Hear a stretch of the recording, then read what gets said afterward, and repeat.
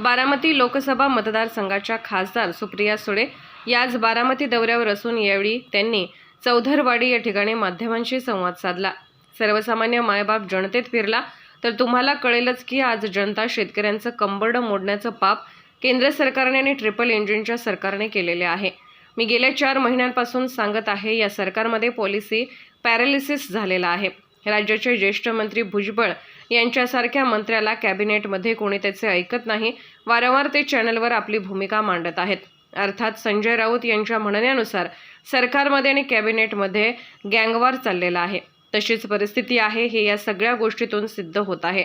वैयक्तिक कोणाचा विरोध नसतो, हा विरोध चुकीच्या धोरणांचा आहे, वैयक्तिक कोणाशी नाही। आमची लढाई भाजपच्या शेतकरी विरोधी नीतीच्या विरोधात आहे। भाजप शेतकऱ्यांच्या आणि महिलांच्या विरोधी आहे।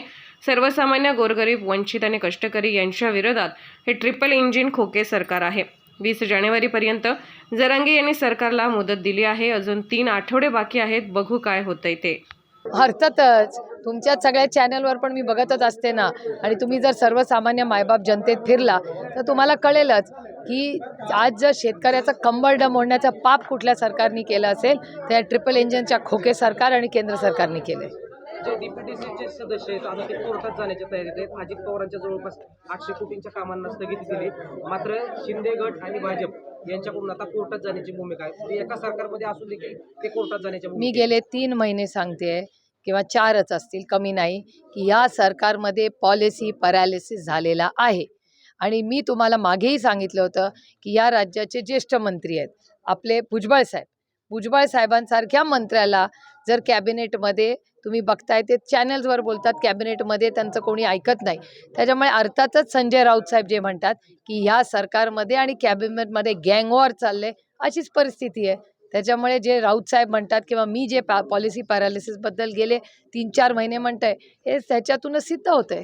अकोल्यामध्ये जे शेतकऱ्यांचं कृती प्रदर्शन पार पडलं, यामध्ये देवेंद्र फडणवीस भाषण करताना काही शेतकरी त्यांच्यावरती संतापले, कुठेतरी त्यांच्या विरोधात त्यांचा रोष दिसून आला। काय वाटतं? हा वैयक्तिक कुणाचा विरोध नसतो, हा चुकीच्या धोरणांचा आहे।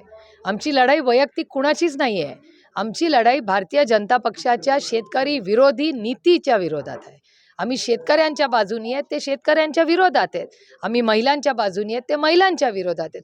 आम्ही अंगणवाडी सेविकांच्या बाजूनी आहेत, ते अंगणवाडी सेविकेच्या विरोधात आहेत। त्यामुळे सर्वसामान्य जो गरीब आहे, शोषित आहे, वंचित आहे, पीडित आहे, त्याच्या विरोधात हे ट्रिपल इंजिनचं खोके सरकार आहे। जरांगे पाटील असं म्हणतायत की मुंबईतून आरक्षण घेणार, अन्यथा मरण पत्करणार। कुठेतरी सरकार जरांगे पाटलांना खेळवण्याचं काम करत आहे का? आता 20 जानेवारीपर्यंत जरांगे पाटलांनी सरकारला वेळ दिली आहे। बघूया काय होतं, 3 आठवडे आहेत अजून। मुंबई आणि गोवा महामार्गाचं चौपदरीचं करण्याचं काम सुरू आहे आणि या कामाला सरकारकडून वारंवार तारीख दिली जाते आणि या महामार्गाचं काम रखडण्यात येते। होय, बऱ्याच वेळा चॅनल्सवर मी पाहिलेला आहे। हा विषय अनेक दिवस प्रलंबित आहे, पण मला वाटतं काहीतरी स्थानिक अडचणी आहेत तिथे, असं अनेक बातम्यांमध्ये किंवा वर्तमानपत्रातून आलेलं आहे।